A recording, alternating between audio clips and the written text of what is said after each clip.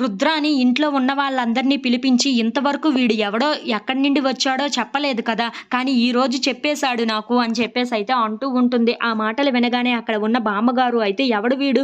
నీకేం చెప్పాడు? అని చెప్పేసైతే అడుగుతూ ఉంటుంది. ఆ మాటలు వినగానే అక్కడ ఉన్న రుద్రాని మాత్రం అవును స్వయంగా వాడే చెప్పాడు నాకు. ఇప్పుడు మీ అందరికీ నేను అదే చెప్పబోతున్నాను అని చెప్పేసైతే అంటూ ఉంటుంది. ఆ మాటలు వినగానే అక్కడ ఉన్న కావ్య బామ్మగారు, రాజు అయితే ఒక్కసారిగా షాక్ అయిపోతూ ఉంటారు.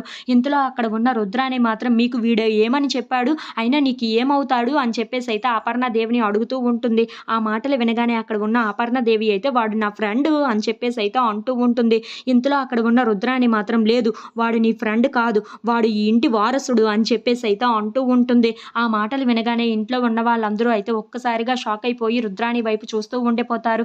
ఇంతలో అక్కడ ఉన్న రేవతి అయితే చాలా టెన్షన్ పడిపోతూ ఉంటుంది. అమ్మో! ఇప్పుడు ఆ అమ్మకి తెలిసిపోతే ఏమంటుందో ఏంటో? ఇంట్లో ఏం రచ్చ జరుగుతుందో ఏంటో అని చెప్పేసైతే చాలా భయపడిపోతూ ఉంటుంది. ఇంతలో అక్కడ ఉన్న రుద్రాని మాత్రం అవును వాడు ఈ ఇంటి వారసుడు. అలాగే ఈవిడు ఎవడి కొడుకో తెలుసా? రేవతి కొడుకు అని చెప్పేసైతే అంటూ ఉంటుంది. ఆ మాటలు విని అక్కడ ఉన్న అపర్ణాదేవి అయితే ఒక్కసారిగా షాక్ అయిపోతూ ఉంటుంది.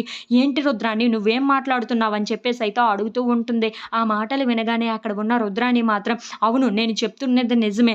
వీడు ఆ రేవతి కొడుకే అని చెప్పేసైతే అంటూ ఉంటుంది. ఈ ఇంటి వారసుడే అని చెప్పేసైతే అంటూ ఉంటుంది. ఆ మాటలు వినగానే ఇంట్లో ఉన్న వాళ్ళందరూ అయితే ఒక్కసారిగా షాక్ అయిపోయి అపర్ణాదేవి వైపు అలా చూస్తూ ఉండిపోతారు. ఇంతలో అక్కడ ఉన్న అపర్ణాదేవి మాత్రం అవునా నువ్వు చెప్తుంది నిజమా అని చెప్పేసైతే బాబు దగ్గరికైతే చాలా కోపంగా వెళ్తూ ఉంటుంది. If you like this video please subscribe.